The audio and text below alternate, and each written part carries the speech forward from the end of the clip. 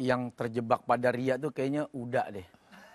Karena istri gue yang namanya Ria. Tapi bukan ria itu. Bukan, ini pakai iye kan? Ya. R-I-Y-A. Sifat. Sifat.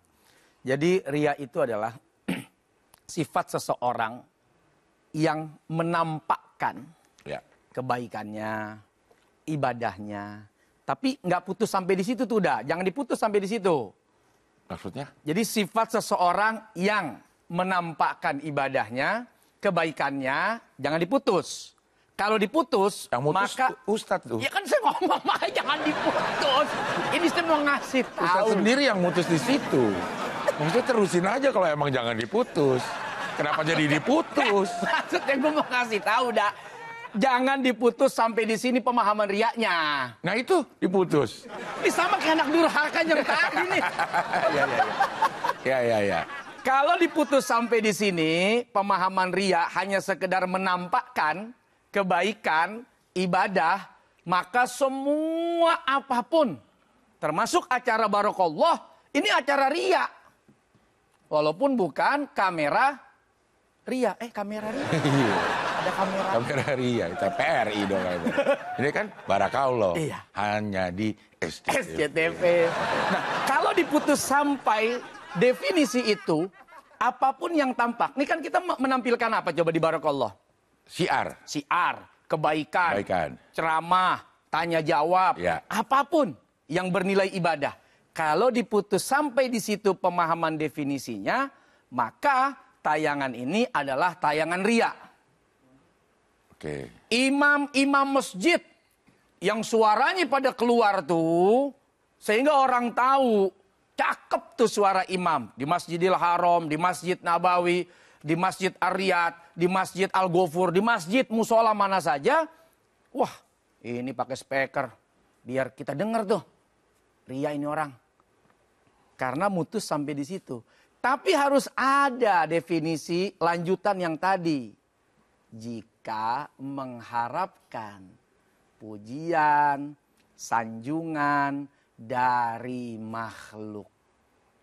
Jadi bukan sebatas dia menampakkan, menunjukkan ibadahnya, kebaikannya semata, tapi harus ada selanjutnya kalau dia mengharapkan pujian, sanjungan dari makhluk dan melupakan ridho pahala dari Allah Subhanahu wa taala. Berarti yang tahu hanya dia sendiri dong. Hanya dia.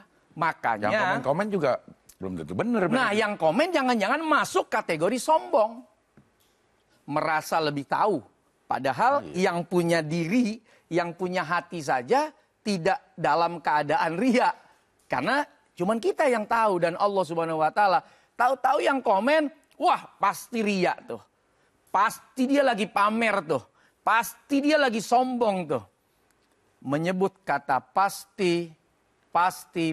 Satu bisa masuk sombong. Dua, kalau nggak benar jadi apa tuh? Fitnah.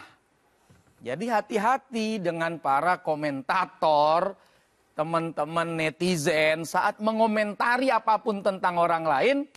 Bisa jadi yang kita tuduh tidak terbukti seperti apa prasangka kita. Malah kita yang menulis, menuduh kena dua dosa. Satu, dosa sombong merasa paling tahu. Bahkan melebihi taunya malaikat, taunya Allah Subhanahu wa taala. Allah aja tahu nih orang nggak ria, ente lagi bilang nih orang ria. Yang kedua, kalau itu salah, maka jadi fitnah. Udah jadi fitnah, disebar. Dan orang akhirnya mengikuti pernyataan dia. Jadilah fitnah itu berjariah. Terus menjadi sumber-sumber yang terus mengirimkan keburukan dan dosa kepada orang yang menulis tersebut. Nah, gimana caranya supaya kita yang melakukan selfie itu tidak termasuk dalam kategori ria? Apa yang harus kita tanamkan dalam niat kita itu, Ustaz? Ya. Pertama, bolehkah orang selfie? Boleh. Bolehkah orang berfoto? Boleh. Bolehkah orang menampakkan kebaikannya? Boleh. Islam yang membolehkan, Quran yang membolehkan, Nabi yang membolehkan. Tapi tadi jaga hati, jangan sampai hati ini berharap pujian, sanjungan semata dari manusia. Nah, yang kedua, Bagaimana yang melihat? Ya udah. Bicara apa yang kita ketahui. Yang nggak kita ketahui jangan bicara. Tahu dari mana kita bahwa dia adalah orang yang sedang memamerkan karena riaknya, karena sombongnya, karena ujubnya. Kalau kita nggak tahu, maka diam adalah pilihan. Tidak perlu berkomentar buruk, tidak perlu menyampaikan keburukan. Paling tidak, ya doakan, Masya Allah, Tabarakallah, enak banget ya. Ente bisa foto di depan Ka'bah, mudah-mudahan aneh juga bisa kayak ente.